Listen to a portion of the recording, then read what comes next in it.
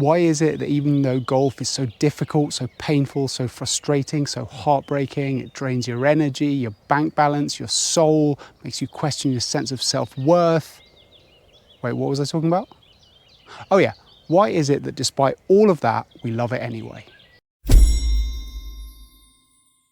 A little while ago, I put out a video asking the question, why is it so difficult to get better at golf? And this is obviously something that resonated with a lot of other golfers out there because, relatively speaking, the video did a lot of views, but also garnered a lot of comments. Most of these were people agreeing with the game and its myriad frustrations and difficulties, relaying stories of how long it took them to break certain scoring milestones or get their handicap down to a certain level. A lot of people were suggesting reasons why it is so difficult, potential solutions, training methods, practice plans, etc. And then there were a few people who just said, I don't know what you're talking about, golf's really not that hard at all. Okay.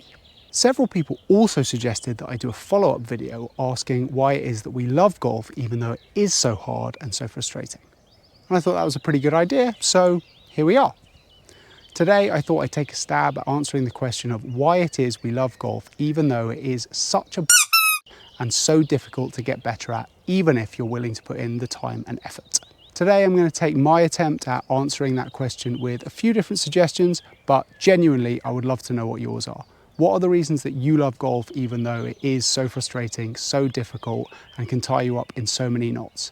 Please let me know in the comments below. I genuinely am curious, but today I'm going to run through my interpretation of what it is that I love about golf, even though it so often drives me so very mad. The first one, I think, is that very challenge level itself.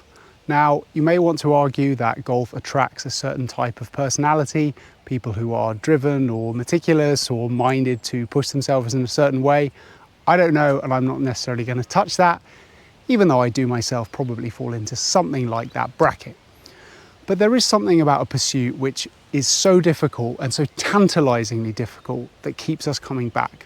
Golf is always just that little bit out of reach, and because of the way it's set up with the handicapping system, with net scores as well as gross, different tee boxes you can choose to play, it allows you an on-ramp in a way that certain other sports don't, in terms of being able to compete with yourself and see that improvement gradually and almost instantly from the minute you get started. There's something addictive about seeing that handicap graph just nudge down, and of course your new lowest round always becomes the new benchmark that you want to try and achieve every time you step out on the course, even though you should really know better.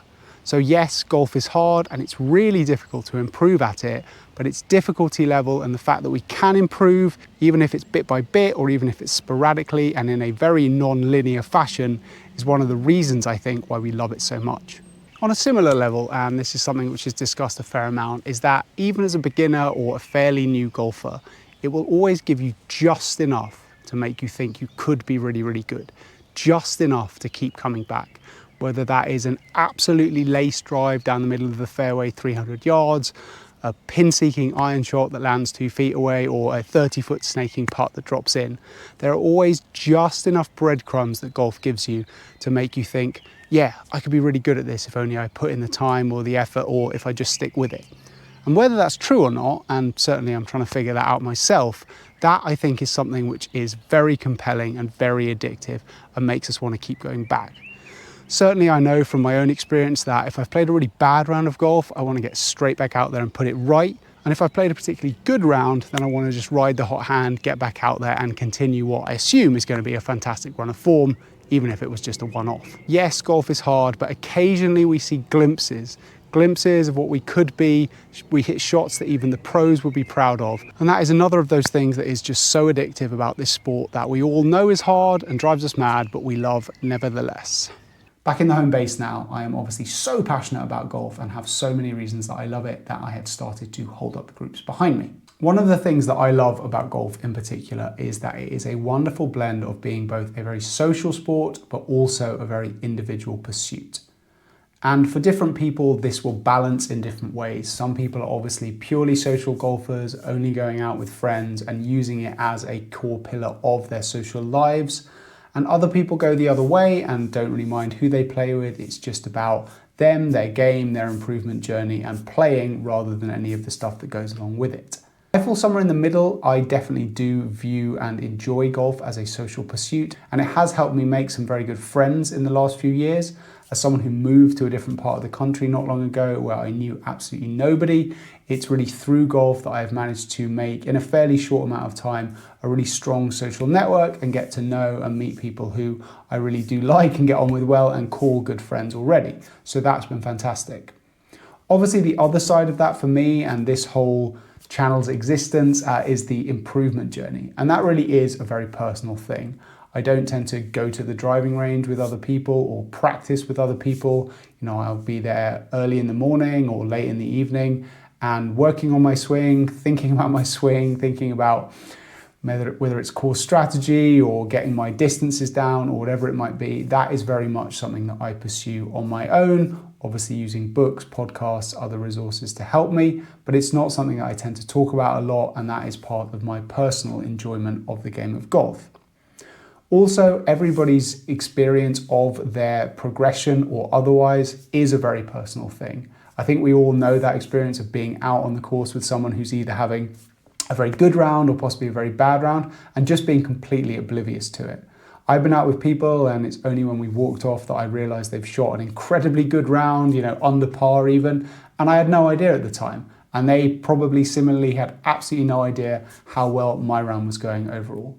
We're all very focused on our own games and how things are going, both on a micro round to round level and a more macro level. And I think that's a good thing. I think it helps us to feel invested in ourselves and in our own improvement journeys. And we can come together and play golf socially without getting caught up in those things and maybe as a welcome distraction from them. Golf is a very sociable sport and I absolutely welcome that, just as I welcome the other side of it. So for me, the fact that it allows both of those things and also allows us to choose how much of one and how much of the other we integrate on a week-to-week basis is something that I absolutely love about the sport.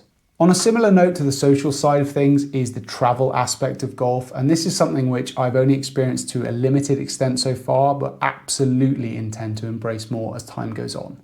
Now, time out at golf courses and in nature just in and of itself is a good thing. You know, it's relaxing, it decompresses you, it takes your mind off the stresses and strains of daily life. And golf courses do tend to be in rather beautiful settings, and being out in kind of well-manicured nature is just a pleasant experience most of the time anyway.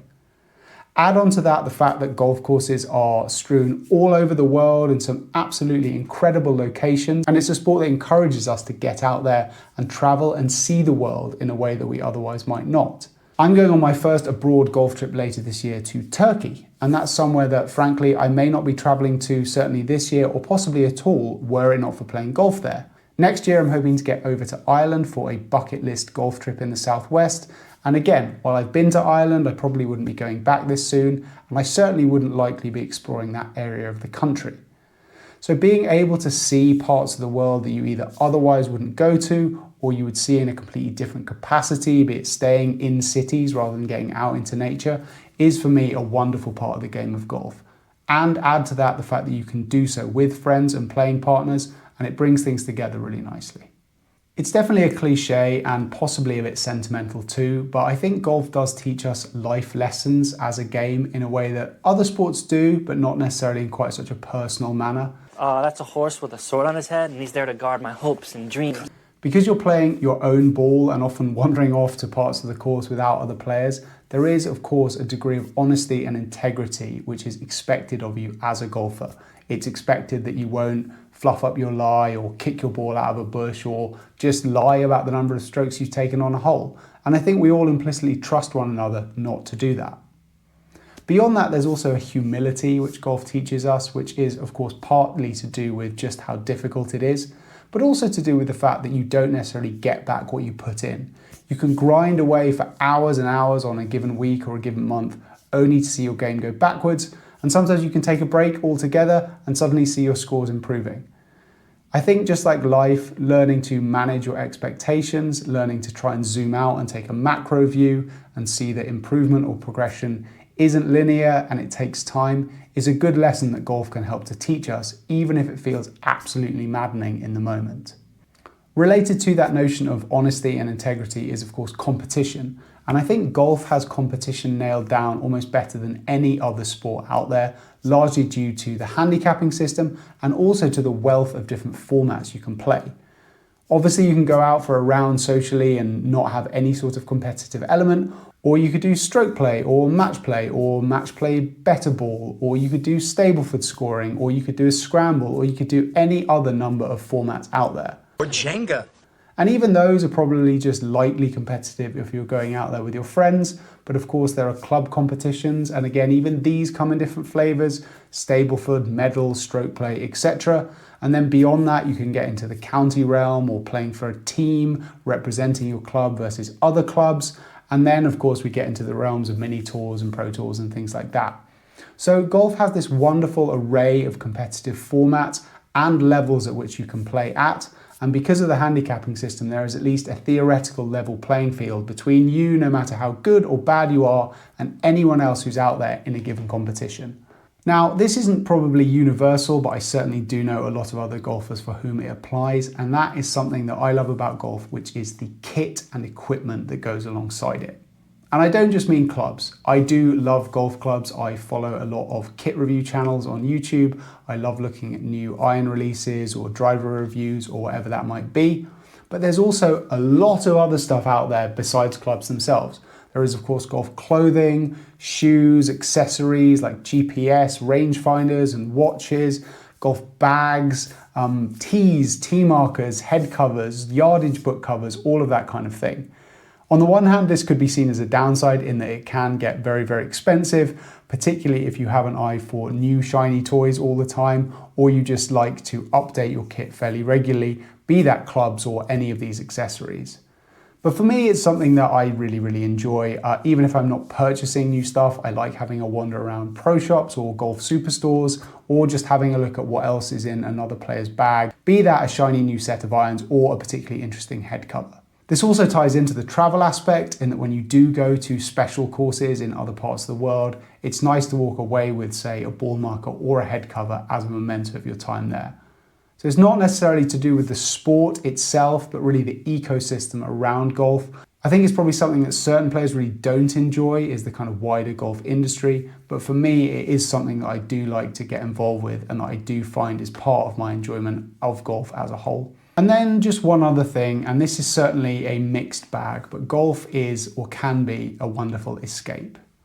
Life is hard, jobs are stressful, responsibilities mount up, certainly as you get older in life. And so the ability to go out and walk in a beautiful setting, either alone or with friends, for 3 or 4 hours is just a really good way to take a breath and escape from the minute-to-minute hustle of daily life. Of course, this can go in the other direction. If you're playing badly or have had a particularly bad round, you can take that back off the course with you and it can make everything seem a little bit heavier.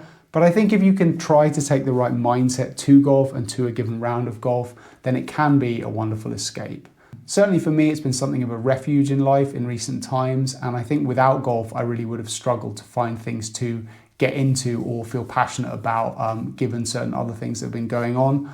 I do think that golf is a positive for our mental health, no matter how frustrating or maddening it can be as a sport.